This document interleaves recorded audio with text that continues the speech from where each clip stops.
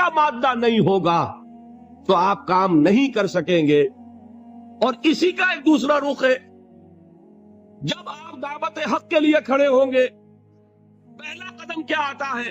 استہزاء، تمسخر، مذاق اڑانا، جس کی میں مثال اب دینا چاہتا ہوں محمد الرسول اللہ صلی اللہ علیہ وسلم کی شخصیت سے. دیکھیے ہم کیا اور ہماری بساط کیا، ہم کیا مبلغ ہوں گے، کیا داعی ہوں گے، ہمارے اپنے دامن پر داغ ہوتے ہیں، لیکن یہ کہ محمد الرسول اللہ کے دامن پر کوئی داغ تھا؟ ان کو تو سارے مکے والے الصادق الامین کہتے تھے، نہایت محبوب شخصیت تھے. ان کے لیے تو جا صادق، جا الامین، یہ الفاظ سننے میں آتے تھے، آنکھوں کا تارا.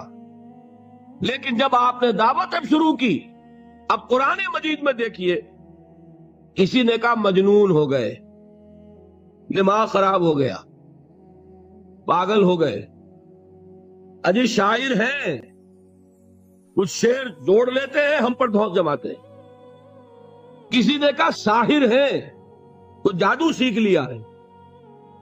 یہاں تک کہ ایسے بدبخت بھی پیدا ہوئے، قرآن میں ہے ساحر کذاب، سحر کرنے والا جادوگر نہایت جھوٹا. یہ الفاظ کہے جا رہے ہیں کس کی شان میں؟ محمد الرسول اللہ صلی اللہ علیہ وسلم. قرآن میں نقل کیا گیا یا ایھا الذی نزل علیہ الذکر انک لمجنون. کبھی آپ نے اس کا ترجمہ سوچا؟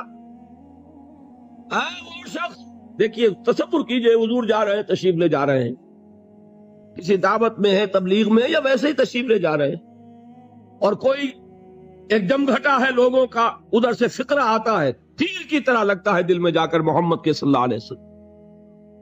وہ شخص جس کا یہ خیال ہے کہ اس پر کوئی ذکر نازل ہو رہا ہے، ہمارے خیال میں تو تمہارا دماغ خراب ہو گیا. یا ایھا الذی نزل علیہ الذکر انک لمجنون، کہا کہ نہیں کہا؟ اور یہ نہ سمجھیے کہ حضور صلی اللہ علیہ وسلم کے قلب مبارک کو تکلیف نہیں ہوتی تھی. میں قرآن سے ثابت کروں گا، میں کہیں کوئی کہانیاں بیان نہیں کرنا چاہتا. قرآن نے کہا ہے وَلَقَدْ نَعْلَمُ أَنَّكَ يَضِيقُ صَدْرُكَ بِمَا يَقُولُونَ. اے نبی ہمیں خوب معلوم ہے صلی اللہ علیہ وسلم کہ جو کچھ یہ لوگ کہہ رہے ہیں اس سے آپ کا سینہ بھجتا ہے، یہ جو گھٹن ہوتی ہے، صدمہ ہوتا ہے. انَّكَ يَضِيقُ صَدْرُكَ بِمَا يَقُولُونَ، ہمیں خوب معلوم ہے کہ جو کچھ یہ باتیں آپ کو سننی پڑ رہی ہیں، یہ کڑوی کسیلی باتیں، یہ جو فقرے چست ہو رہے ہیں، استہزاء ہو رہا ہے، تمسخر ہو رہا ہے. سورہ حجر میں ہے، ایک جگہ کھڑے ہوئے لوگ قرآن کا مذاق اڑا رہے ہیں، بھائی فلاں آیت تم لے جانا، فلاں آیت میری ہوگی، اس کے ٹکڑے کر رہے ہیں، اس کے ٹکڑے حصے بکھرے کر کے قیمہ بنا کر ان آیات کا تمسخر اڑا رہے ہیں. ایک جگہ قرآن مجیدی میں مذکور ہے کہ فرشتوں کا مذاق اڑ رہا ہے. بھائی یہ دیکھو محمد نے کہا ہے صلی اللہ علیہ وسلم کہ جہنم پر تو کل 19 فرشتے ہیں، علیہا 19 قرآن میں آیت نازل ہوئی. ایک پہلوان کہتا بھائی 10 کو تو میں سنبھال لوں گا، باقی 9 کا تم انتظار کر لو. یہ باتیں آ رہی ہیں حضور کے کانوں میں. کلام الہی کے ساتھ کیا سلوک ہو رہا ہے، مجھ پر کیا فقرے چست کیے جا رہے ہیں، مجھ پر جس طریقے سے استہزاء اور تمسخر کا رویہ اختیار کیا گیا ہے، دل بھج رہا ہے، دل میں صدمہ ہے. دیکھیے سورہ نون ہے، اور میرے نزدیک یہ دوسری وحی ہے جو حضور پر نازل ہوئی ہے، اس کی ابتدائی آیات نون والقلم وما یسطرون ما انت بنعمت ربک بمجنون وان لک لاجرا غیر ممنون وانک لعلی خلق عظیم فستبصر ویبصرون بأیکم المفتون ان ربک هو یعلم بمن ضل عن سبیلہ وهو اعلم بالمہتدین. نون، قسم ہے قلم کی اور جو کچھ یہ لکھتے ہیں. اے نبی آپ اپنے رب کی نعمت سے مجنون نہیں ہے. یہ کیوں کہا جا رہا ہے؟ حضور کو جو صدمہ پہنچا ہے وہی نازل ہوئی ہے دل جوئی کے لیے، تسلی کے لیے. آپ کیوں برا منا رہے ہیں؟ اے نبی آپ کیوں صدمہ اور رنج اور اندوہ محسوس کر رہے ہیں؟ ان بدبختوں کے کہنے سے کوئی آپ مجنون ہو جائیں گے؟ مانتا بے نعمت رب کا بھی مجنون وَإِنَّ لَكَ لَأَجْرًا غَيْرَ مَمْنُونَ. آپ کو جو یہ صبر کرنا پڑ رہا ہے، آپ کو جو یہ جھیلنا پڑ رہا ہے، اس کی وجہ سے آپ کو وہ اجر ملے گا جس کا سلسلہ کبھی منقطع نہیں ہوگا. وَإِنَّكَ لَعَلَىٰ خُلُقٍ عَظِيمٍ. اور اے نبی آپ تو خلق عظیم کے حامل ہیں. آپ کا اخلاق، آپ کا کردار، آپ کی سیرت، آپ کی شخصیت میں طہارت، نفاست، پاکیزگی، آج تک دنیا نے کوئی پاگل، کوئی مجنون ایسا بھی دیکھا؟ یہ ساری باتیں اللہ تعالیٰ حضور کی دلجوئی کے لیے فرما رہے ہیں. اس سے آپ اندازہ کیجئے کہ کتنا صدمہ ہوتا ہوگا. یہی ہے، اس ساری چیز کو جمع کیجئے تو یہ چیز کیا ہے؟ وَاصْبِرْ عَلَىٰ مَا يَقُولُونَ وَاهْجُرْهُمْ هَجْرًا جَمِيلًا. صبر کرو اے نبی، صبر کرو اے محمد صلی اللہ علیہ وسلم، جھیلو اور برداشت کرو اس پر جو یہ کہہ رہے ہیں. یریدون لیطفئوا نور اللہ بافواہہم. یہ چاہتے ہیں کہ اللہ کے نور کو اپنے منہ سے بجھا دے، پھونکے مار کے ہی بس. نور خدا ہے کفر کی حرکت پہ خندہ زن، پھونکوں سے یہ چراغ بجھایا نہ جائے گا. یریدون لیطفئوا نور اللہ بافواہہم واللہ متم نورہ ولو کرہ الکافرون. یہ چاہتے ہیں کہ اپنے منہ کی پھونکوں سے اللہ کے نور کو بجھا دیں، حالانکہ اللہ تعالیٰ تو اپنے نور کا اتمام فرما کر رہے گا، خواہ ان کافروں کو کتنا ہی ناگوار ہو. اس کی ترجمانی ہے نور خدا ہے کفر کی حرکت پہ خندہ زن، پھونکوں سے یہ چراغ بجھایا نہ جائے گا. یہی وجہ دیکھیے مکی صورتوں میں خود نبی اکرم صلی اللہ علیہ وسلم کو اتنے مختلف پیرایوں میں صبر کا حکم دیا گیا. کچھ مثالیں میں دے چکا ہوں. وَلِرَبِّكَ فَاصْبِرْ. اسی طریقے سے وَاصْبِرْ كَمَا صَبَرَ أُولُو الْعَزْمِ مِنَ الرُّسُلِ. اے نبی صبر کیجئے جیسے کہ صبر کیا ہمارے اولو العزم رسولوں نے. وَاصْبِرْ وَمَا صَبْرُكَ إِلَّا بِاللَّهِ. اے نبی صبر کیجئے اور آپ کا صبر تو اللہ ہی کے سہارے ہے. وَاصْبِرْ لِحُكْمِ رَبِّكَ. یہ سورہ نون جس کی ابتدائی آیات میں نے آپ کو سنائی، نون والقلم وما یسطرون ما انت بنعمت ربک بمجنون. اس کا اختتام کیا ہوتا ہے؟ وَاصْبِرْ لِحُكْمِ رَبِّكَ وَلَا تَكُنْ كَصَاحِبِ الْحُوتِ إِذْ نَادَىٰ وَهُوَ مَكْظُومٌ. اے نبی صبر کیجئے اپنے رب کے فیصلے کا، انتظار کیجئے اور اس مچھلی والے کے مانند نہ ہو جائیے. مچھلی والا کون؟ حضرت یونس علیہ السلام. مچھلی والے نے اپنے دینی حمیت اور غیرت جو تھی اس کی وجہ سے اللہ کے حکم کا انتظار نہیں کیا، اپنی قوم کو چھوڑ کر چل دی. نبی کا، رسول کا یہ معاملہ ہوتا ہے. جیسے کہ آپ کو معلوم ہے کوئی افسر ہے کسی حکومت کا، وہ اپنی پلیس آف ڈیوٹی کو نہیں چھوڑ سکتا. He must stick to his place of duty. بڑے افسرز کے لیے تو یہ بہت بہت اہم بات ہے. تو اے رسول جہاں آپ کو ہم نے تعینات کیا ہے آپ وہاں سے ہل نہیں سکتے کہ ذرا مخالفت ہوئی، لوگوں نے فکرے چست کیے اور آپ کہیں اور چل دیے. دفعہ ہوئیے، یہ بات نہیں سننا چاہتے، میں کسی اور کو سناؤں گا. ہو سکتا ہے نا؟ ہم تو کرتے ہیں نا یہ، اس لیے کہ ہمیں تو اللہ نے کہیں تعینات تو نہیں کیا نا. اگر ایک جگہ کے لوگ بات نہیں سنتے، چلو بھائی ہم کہیں اور جائیں گے، وہاں بات سنائیں گے. لیکن رسول کا معاملہ ہوتا ہے جو اس کی پلیس آف اپائنٹمنٹ ہے، he cannot leave his place without the express permission of Allah سبحانہ و تعالی. آپ نے یہ سنا ہوگا، سیرت کی تقاریر میں پڑھا ہوگا کہ مدینے کی طرف ہجرت کی اجازت حضور نے تمام صحابہ کو دے دی. خود منتظر رہے جب تک کہ اللہ کی طرف سے اجازت نہیں آئی. حضرت ابوبکر پوچھتے رہتے تھے حضور اجازت آ گئی کہ نہیں؟ نہیں ابھی نہیں آئی. حضور اذن آ گیا؟ نہیں آیا. ابھی نہیں آیا. حبشہ کی طرف سب کو بھیج دیا، اجازت دے دی جو جانا چاہے چلا جائے. حضور کی صاحبزادی جو حضرت عثمان کے نکاح میں تھی وہ بھی ہجرت کر رہی، لیکن حضور تو نہیں گئے. رسول نہیں چھوڑ سکتا اپنی جگہ کو. یہاں تک کہ تمام تقریباً صحابہ چلے گئے، حضور رہ گئے، حضرت ابوبکر رہ گئے، حضرت علی رہ گئے. اور حضرت ابوبکر پوچھ رہے ہیں بار بار اجازت آئی یا نہیں؟ نہیں ابھی نہیں آئی.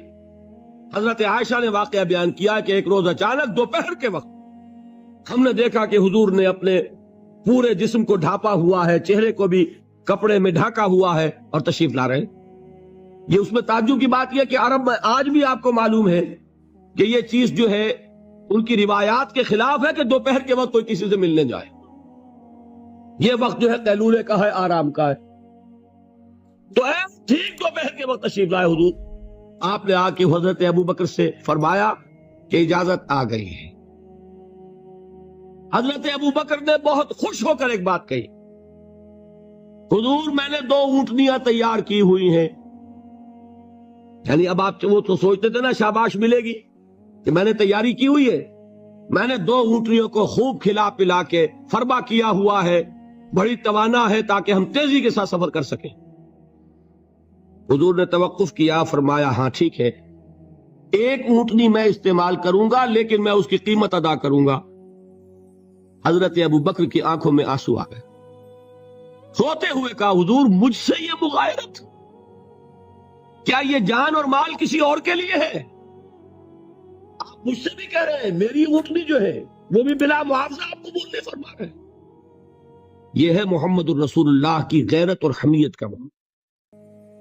اب دیکھیے ایک بات عجیب ہے، یہ ربط اپنے ذہن میں رکھیے، اللہ تو صبر کی تلقین کر رہا ہے اپنے رسول کو، اور رسول یہی تلقین کر رہے ہیں اپنے صحابہ کو، صبر کرو، جھیلو، برداشت کرو، ہاتھ مت اٹھانا، کوئی جوابی کارروائی نہیں ہوگی، بلکہ اپنے اوپر جھیلو جو کچھ جھیلنا ہے، ڈٹے رہو، پیچھے مت ہٹنا، یہ صبر ہے، لیکن ہاتھ اٹھانے کی اجازت نہیں۔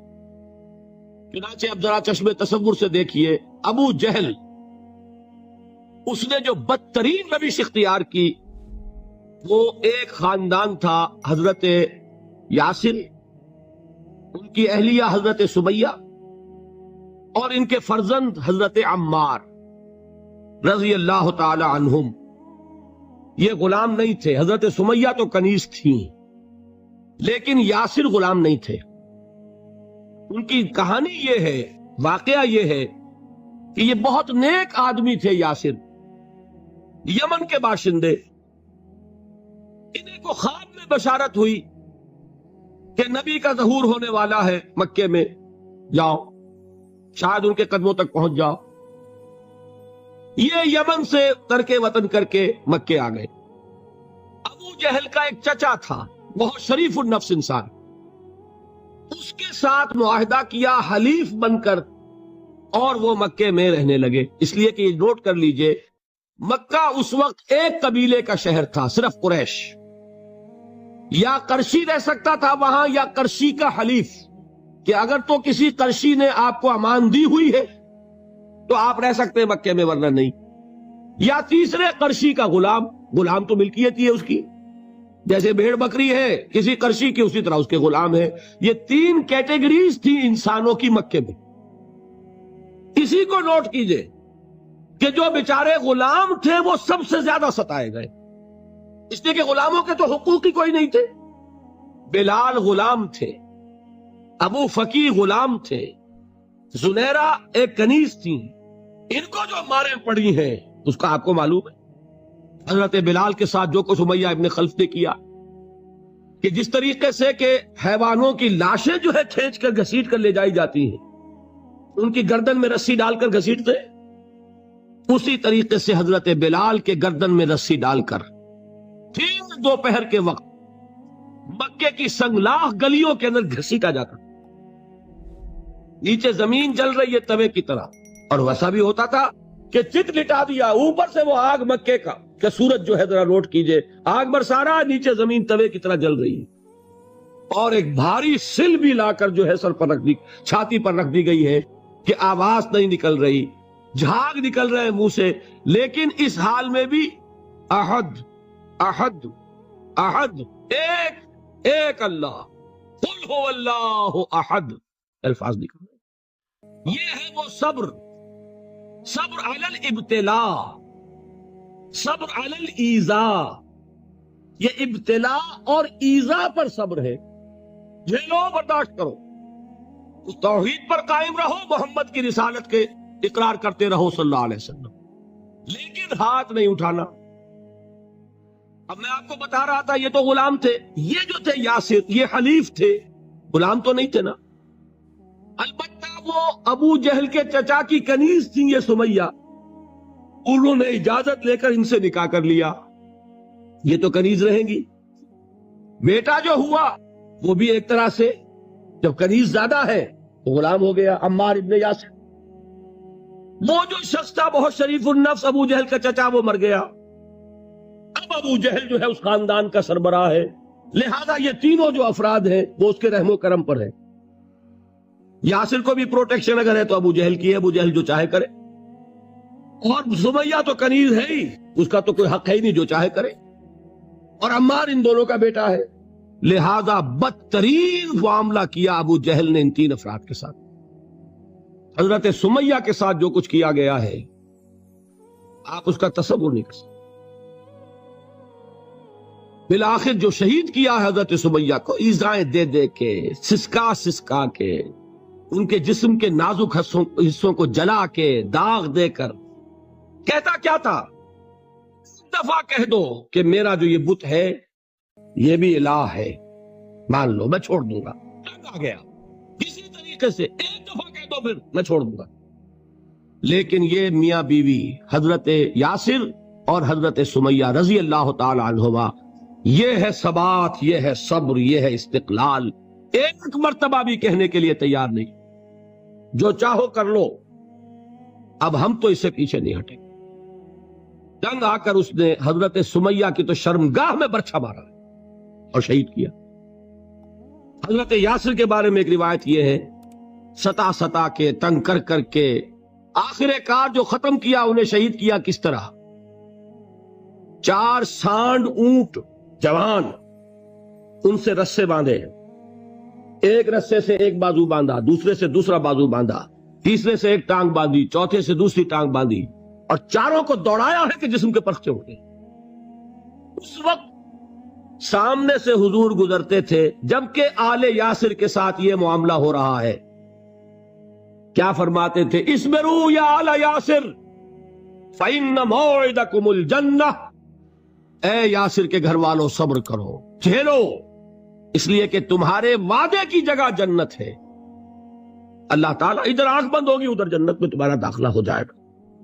یہ ہے تواصوا بالصبر، والعصر ان الانسان لفی خسر۔ یہ تواصوا بالصبر پر کون عمل کر رہا ہے؟ محمد الرسول اللہ صلی اللہ علیہ وسلم۔ دے تو بھی محمد کی صداقت کی گواہی۔ یہ صداقت کی گواہی دیتے ہوئے انہوں نے اپنی جانیں دے دی۔ 4 سے لے کر 12 تک 8 برس، اس کو کہتے ہیں پرسیکیوشن، فزیکل پرسیکیوشن، تشدد، مار پیٹ، جلانا، دہتے ہوئے انگاروں پر لٹانا، پھانکے رکھنا، بھوکے رکھنا، ان کو ڈال دی گئی زنجیریں، گھروں میں بند کر دیا گیا نوجوانوں کو۔ حضرت عثمان کو چچا نے ان کے ایک چٹائی کے اندر لپیٹا اور دھونی دے دی، دم گھٹ رہا ہے، جان نکل رہی۔ حضرت مصعب بن عمیر رضی اللہ تعالی عنہ، وہ نوجوان 200 درہم کا جوڑا ان کا سل کر آتا تھا شام سے تیار ہو کر، لباس معطر ہوتا تھا، جدھر سے نکل گیا پوری گلی جو ہے وہ معطر ہو گئی، انگلیاں اٹھ رہی ہیں، وہ جا رہا ہے مصعب، یہ خوشبو اس کی ہے۔ اس مصعب کے ساتھ کیا سلوک کیا؟ باپ تو مر چکا تھا، ماں نے پالا تھا، دولت بہت چھوڑ کر گیا تھا باپ، لہذا ماں نے بڑے ناز و نام میں پالا، بڑے لاڈ پیار میں، 200 درہم کا جوڑا تیار ہو رہا۔ لیکن یہ کہ آپ کو معلوم ہے عرب کے اس معاشرے میں عورت کی کوئی حیثیت نہیں تھی، ماں کا اختیار نہیں تھا، چچا تھا آپ سربراہ خاندان کا۔ چچا نے کہا مصعب اگر تم نے اپنے باپ کا دین چھوڑ دیا ہے تو باپ کی دولت پر بھی تمہارا کوئی حق نہیں ہے، نکل جاؤ گھر سے۔ اس نے یہ سوچا تھا کہ مصعب کے ہوش ٹھکانے آ جائیں گے، دن میں تارے نظر آ جائیں گے، ناز و نام میں پلا ہوا، گھر سے نکل کے جائے گا کہاں؟ یہ سارا نشہ جو ہے توحید کا یہ ہرن ہو جائے گا۔ حضرت مصعب کا جواب بالکل برعکس تھا، اچھا ٹھیک ہے چچا جان، میں گھر چھوڑتا ہوں۔ وہی بات جو کبھی کہی تھی ابراہیم نے، باپ نے کیا کہا تھا؟ واجرنی ملیہ، جاؤ چلے جاؤ، دفع ہو جاؤ میری نگاہوں سے۔ حضرت ابراہیم نے کیا جواب دیا تھا؟ سلام علیک ساستغفر لک ربی انہ کان بی حفیہ۔ اچھا ابا جان آپ کا حکم یہی ہے تو میں چلتا ہوں، آپ پر سلامتی ہو، میرا رب مجھ پر بڑا مہربان ہے، میں اس سے آپ کے لیے استغفار کروں گا۔ جلدی یہی جو ہے حضرت ابراہیمی کی نسل ہے نا قریش۔ آج ابراہیم کے ایک بیٹے کے ساتھ وہی معاملہ ہو رہا ہے، مصعب کے ساتھ، اور مصعب چلنے کے لیے تیار ہو گئے۔ چچا نے سوچا، میں سمجھتا تھا کہ ہوش ٹھکانے آ جائیں گے، یہ تو تیار ہو گیا نکلنے کے لیے۔ غصے میں آ کے اگلی بات کہی، یہ کپڑے جو پہنے ہوئے تم نے یہ بھی اسی مشرک باپ کی کمائی کے ہیں، اتارو ان کو۔ وہی کپڑے اتارے، مادر ذات برہنہ گھر